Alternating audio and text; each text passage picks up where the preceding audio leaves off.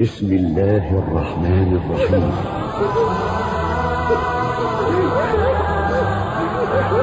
ليتنا كنا معهم، والله إنه لمشهد من أحلى المشاهد وأجلها. ليتنا كنا معهم، ليتنا كنا معهم فنفوز فوزا عظيما. رأيت النبي يبكي. رأى النبي صلى الله عليه وسلم في منامه وكان حزينا بأبيه وأمي، فقال للرجل: قل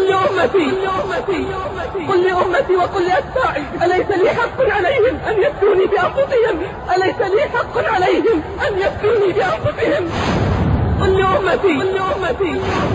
رأيت النبي يبكي. نشهد الله وملائكته وحملة عرشه أننا نحب نبينا صلى الله عليه وسلم، وأنه أحب إلينا من أنفسنا وأموالنا وأهلنا والناس أجمعين، ولو فتحت لنا الأبواب لفديناه بكل غال ونبيل. قل إن كنتم تحبون الله فاتبعوني يحببكم الله ويغفر لكم ذنوبكم والله غفور رحيم. قل أطيعوا الله والرسول فإن تولوا فإن الله لا يحب الكافرين. قل لأمتي. رأيت النبي يبكي. بأبي أنت وأمي يا رسول الله، أما قال الله: النبي أولى بالمؤمنين من أنفسهم ثم بنا، فما ابتلت جوانحنا شوقا إليكم ولا جفت مآقينا، تكاد حين تناجيكم ضمائرنا يقضي علينا الأسى لولا تأسينا. إن كان قد عدت في الدنيا اللقاء ففي مواقف الحشر نلقاكم ويكفينا. اسمع وقل لأولئك الذين يقولون لماذا تقاطعونهم. اسمع وقل لأولئك الذين يقولون لماذا تقاطعونهم. كيف تطيب أنفسكم أن تأكلوا طعاما أو تشربوا شرابا؟ كيف تطيب أنفسكم أن تأكلوا طعاما وشرابا صنعه أولئك الذين يسبون النبي صلى الله عليه وسلم، ثم تأمروننا بعدم مقاطعتهم أيضا؟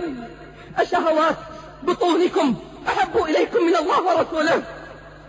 أشهوات بطونكم أحب إليكم من الله ورسوله؟ فتبا لكم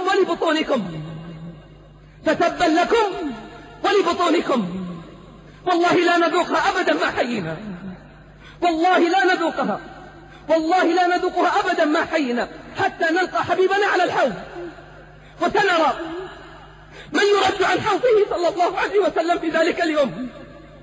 سنرى من الذي سيرد عن حوضه في ذلك اليوم. اللهم إنا نسألك الثبات حتى الممات.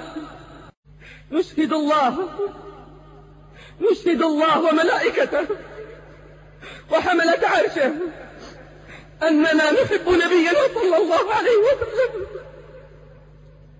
وأنه أحب إلينا من أنفسنا وأموالنا وأهلنا والناس أجمعين، ولو فتحت لنا الأبواب لفديناه بكل غال ونبيل.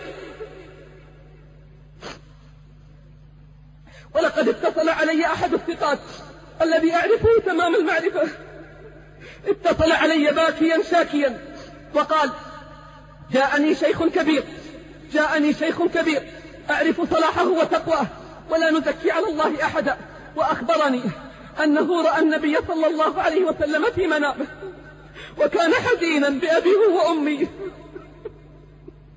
فقال للرجل: قل لأمتي وقل لأتباعي أليس لي حق عليهم أن يفتوني بأنفسهم؟ أليس لي حق عليهم أن يفتوني بأنفسهم؟ أما قال الله: النبي أولى بالمؤمنين من أنفسهم؟ أما قال الله: ما كان لأهل المدينة ومن حولهم من الأعراب أن يتخلفوا عن رسول الله ولا يرغبوا بأنفسهم عن نفسه. ثم بنا، فما ابتلت جوانحنا شوقا إليكم ولا جفت مآقينا، تكاد حين تناجيكم ضمائرنا يقضي علينا الأسى لولا تأسينا. إن كان قد عز في الدنيا اللقاء ففي مواقف الحشر نلقاكم ويكفينا.